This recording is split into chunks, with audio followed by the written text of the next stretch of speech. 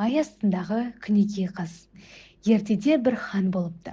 Оның жалғыз ұлы бар екен. Бұл жігіт көрікті, ақылды, батыр, әрі өнерлі болып өсіпті.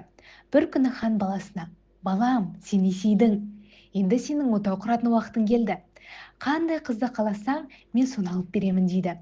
Бірақ ханзада: «Әке, мен түсімде айдай сұлу, күндей көркем бір қызды көрдім. Егер үйленсем, тек соған үйленемін. Егер рұқсат етсеңіз, мен сол қызды іздеп жолға шығамын» дейді. Хан баласының бұл сөзіне таңғалады, бірақ оның арманын орындауға келіседі. Жігіт ұзақ жол жүріп, елді жерді аралайды. Ол көптеген қалалар мен ауылдарға барады, бірақ түсіндегі аруды еш жерден таба алмайды. Бір күні ол бір шалға жолығады. Шал оның жүдеу түріне қарап былай дейді: «Балам, сен кімсің? Неге жүдеп жүрсің?» Жігіт болған жайды айтып береді. Шал ойланып: «Сенің іздегенің ай астындағы күнекей қыз. Бірақ оған жету оңай емес. Жолда 40 қарақшы, мыстан кемпір, 7 басты айдаһар бар. Бірақ егер батылың жетсе, мен саған көмектесейін» дейді.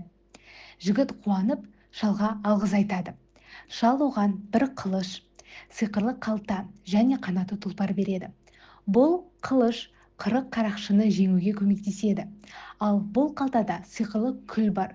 Егер мыстан кемпір сені уламақ болса, күлді шаш. Сол кезде оның барлық зұлымдығы қайтады.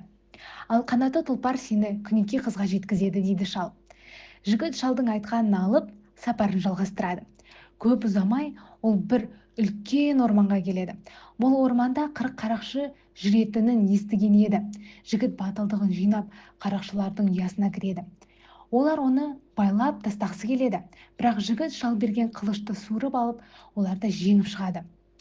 Одан кейін оң мыстан кемпірдің үйіне келеді. Мыстан оған улы сусын ұсынбақшы болады, бірақ жігіт шал берген күлді шашып жібереді. Сол сәтте мыстан кемпірдің күші жоғалып, өзі бір кемпір қосаққа айналып кетеді. Ақыры жігіт күнекей қыз тұратын сарайға жетеді. Бірақ сарайдың есігін 7 басты айдаһар күзетіп тұр екен. Жігіт еш қорықпастан қылышын суырып алып, айдаһармен шайқасады. Ұзақ күрескеннен кейін ол айдаһардың барлық басын кесіп, оны жеңеді. Сарайға кіргенде күнекей қыз ханзаданы көріп таңғалады. «Мен сені түсімде көрдім. Сен мені құтқару үшін келдің бе?» дейді. Жігіт басын изейді. «Я, мен сені іздеп ұзақ жол жүрдім. Егер сен қаласаң, мен сені өз елімнің ханшайымы еткім келеді» дейді жігіт. Күнекей қыз келісіп, екеуі қанаты тұлпарға мініп, жігіттің еліне қайтады. Хан баласын аман есен көріп қуанады. Ол күнекей қызды бірден ұнатып, үлкен той жасап жібереді.